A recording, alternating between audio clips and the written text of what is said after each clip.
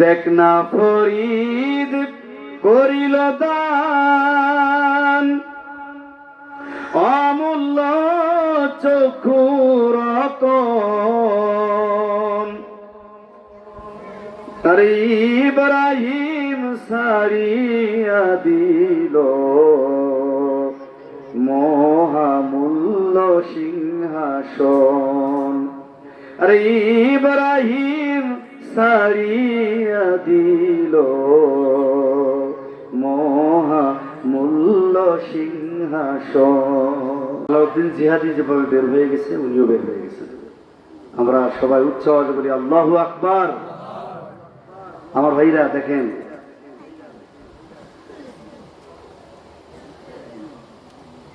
যদি আসলে একটা কথায় প্রায় বলি যে অনেক সময় দেখা যায় যে মাদ্রাসায় পড়েও ভালো হয় না, আবার অনেক কলেজের পোলাপান আছে কলেজে লেখাপড়া করেও খুব ভালো হয়, পাঁচ ওয়াক্ত নামাজ পড়ে নম্রভদ্র, আবার মাদ্রাসায় লেখাপড়া করেছে বেয়াদবের হাঁটি আছে না এরকম, আবার একটু পানি খাওয়ায়। এটা আমি খুশি হয়েছি, আমি খুশি হয়েছি ব্যক্তিগতভাবে, কারণ ওই কিসেমের আলেম থাকার দরকার নাই। এরা ওয়াজ নসিহত করেছে ঠিকই,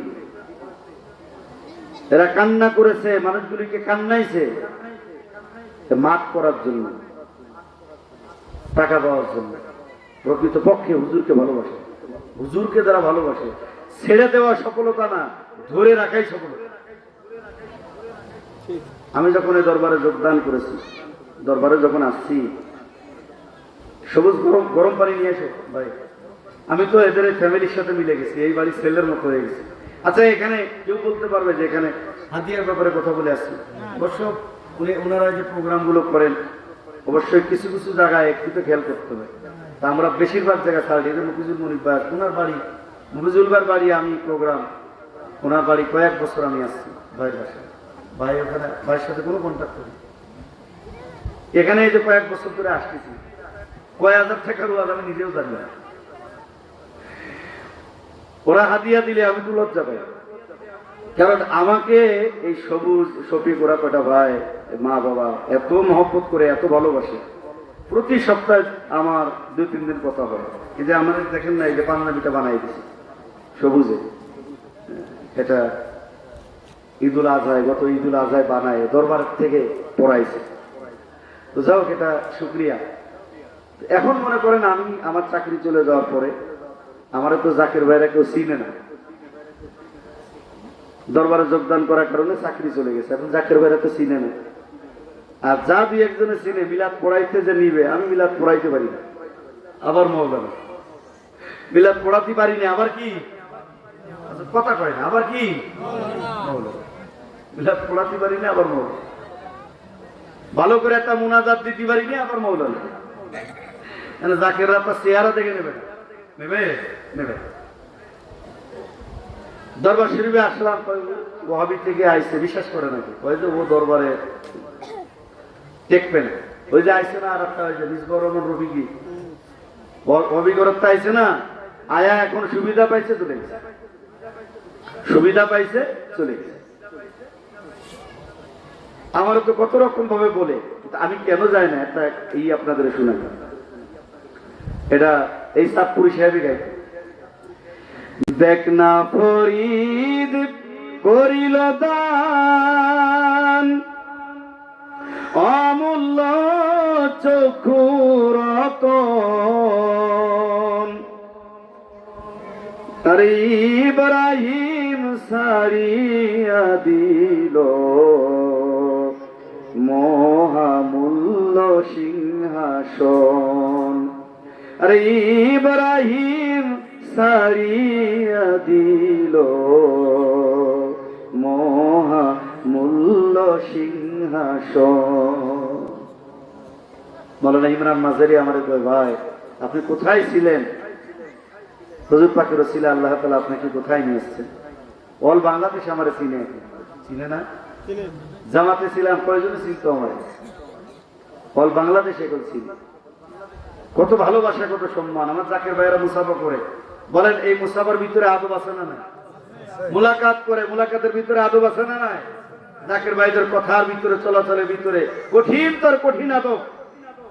আপনি দেখেন অন্যান্য দলের এমন কিছু আছে, সবাই বলবো না, এমন কিছু আছে।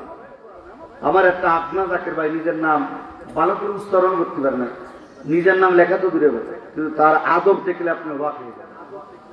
আপনারা দেখেন কোনটা নামাজ পড়ে না, এটা দেখেন। মুরিদে দেহলি, মুরিদে মালি, মুরিদে রশ্মি, এই মুরিদের ভিতরে ভাগ আছে। আপনার ব্যবহার আচরণে হুজুর পাকের নীতি আদর্শের ভিতরে আপনার প্রকাশ পেয়ে যাবে যে আপনি মুরিদে দেহলি নাকি মুরিদে মালি নাকি মুরিদে রশ্মি। এটা আপনার ব্যবহার আচরণেই প্রকাশ পেয়ে যায় আপনি কয় নম্বরে আছেন। তাইজুল ইসলাম সাহেব হুজুর কেবলা জান তারে দয়া করছিল, 8 পারা, মাত্র 8 পারা কোরআন হাফেজ ছিল, মাত্র 8 পারা কোরআন হাফেজ। মসজিদের কালেকশন করতে, রাস্তায় টেবিল পাতায় আমাদের কিছু হুজুর কালেকশন করে না, ওরকম টেবিল পাতায়া দিয়ে যান 14 গোষ্ঠী বেচতে চলে যাবে, বেচতে মামু বাড়িতে 14 গোষ্ঠী চলে যাবে, একবার কালেকশন করে টাকা পয়সা হয়ে পড়ে। মানে এই বেচারা এইভাবে কালেকশন। মুফতি আবু নাসির জিয়াদি সাহেব দেখলো যে ভালো কণ্ঠ, ভালো সুর তো দরবার শরীফে নিয়ে আসছে। হুজুর কেবলা জান তিনার সুন্দর বরকতি হাত তিনি তিনার মাথায় বুলাই দিলেন, তাকে তৈরি করলেন, উপযুক্ত করলেন। এই লোকটা বিশ্বের বহু দেশ ভ্রমণ করেছে।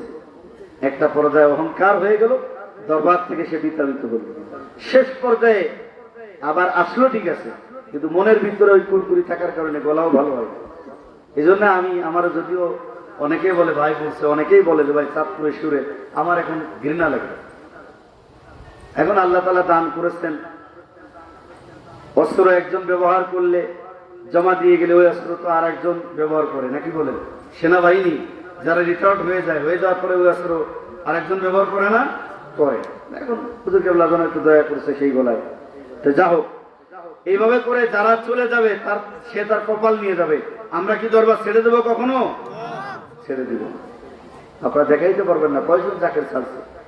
এই জন্য কেবলা জান বলছিল, বাবা আলেম ওলামা ওরা যদি দিন বুঝতো, ওরা যদি ইসলাম বুঝতো, তাহলে বাবা এরাই বড় বড় আল্লাহর ওলি হয়ে যেত। দেখেন না ভারত উপমহাদেশে কয়জন মুফতি সাহেবের মাজার আছে বলতে পারবেন আপনারা? আলেম বললে বাতি জ্বলে না, জিয়ারত হয় না, কেউ তাকায়ও দেখে না। পাগল মরলে মাজার হয়, বাতি জ্বলে, ঠিক কিনা? পাগল মরলে মাজার হয়, বাতি জ্বলে। এগুলি ভালো করে বুঝতে। আমার প্রাণের ভাইরা, খাতুনে জান্নাত মা ফাতেমা বলতেছেন যে ইব্রাহিম খলিলুল্লাহ মিনার ময়দানে ইসমাইল জবিউল্লাহকে কুরবানি করেছেন। মনে আছে না আপনাদের? মিনার ময়দানে কুরবানি করার জন্য নিছেন, শরীয়তে কুরবানি হয় নাই। হযরত ইব্রাহিম খলিলুল্লাহ একটা মাত্র ছেলেকে মিনার ময়দানে নিছেন। আমি খাতুনে জান্নাত ফাতেমা মা হয়ে আমার কলিজার টুকরা সন্তান একটা নয়, দুইটা, আমার বাবার উম্মতের নাজাতের জন্য আমার দুইটা কলিজার টুকরা ছেলেকে আমি মা হয়ে কুরবানি মানত করলাম। জোরে বলেন আল্লাহু আকবার। কুরবানি মানত। আল্লাহ বলে, জিবরিল তুমি যাও, আমার হাবিবরে গিয়া বলো। জিবরিল আমিন আসলেন, আয়েশা আমার নবীকে যখন নবীজির কান মোবারকের সাথে মুখ লাগায় বললেন, ইয়া রাসূলুল্লাহ কাজ তো একটা হয়ে গেছে। কি হয়েছে জিবরিল বলো। ইয়া রাসূলুল্লাহ খাতুনে জান্নাত আপনার কলিজার টুকরা ইমাম হাসান হুসাইন দুই ভাইকে আপনার উম্মতের নাজাতের জন্য কুরবানি মানত করেছেন। কুরবানি কবুল হয়ে গেছে, আপনি মাথা উঠান। আপনার উম্মতেরা তারা নাজাত প্রাপ্ত হয়ে গেছে, আপনি মাথা উঠান। আল্লাহর নবী মাথা মুবারক উঠানোর সাথে সাথে ওনার দাড়ি মুবারক, ওনার চেহারা মুবারকে কাদা জড়ায় গেছে, চোখের পানিতে মাটি ভিজা গেছে, ওনার চেহারা মুবারকে দাড়ি মুবারকে কাদা জড়ায় গেছে। নবীজি বলেন, মাগো তুমি এটা কি করলা? খাতুনে জান্নাত বলে, বাবা এই ছাড়া আমার আর কোন রাস্তা খোলা ছিল না। আল্লাহ নবী ইমাম হাসান হুসাইনকে দেখা মাত্র তিনি বুকের সাথে জড়ায় ধরতেন, খুশি হইতেন, আনন্দ করতেন, হাসি দিতেন। কিন্তু এই মানবটা যখন কবুল হয়ে গেছে, কুরবানি কবুল হয়ে গেছে, এখন থেকে আল্লাহর নবী ইমাম হাসান হুসাইনকে দেখা মাত্র আর হাসেন না, চোখের পানি ছেড়ে কান্না শুরু করে দেন। আগে দেখলে আল্লাহর নবী খুশি হইতেন, এখন ইমাম হাসান হুসাইনকে দেখা মাত্র নবীজির চোখ মুবারক বেয়ে পানি পড়ে, নবীজি কান্না শুরু করে দেন। আমার কোন ভাইরা, আল্লাহর নবী চলে আসলেন ঈদের দিন সকাল বেলায়।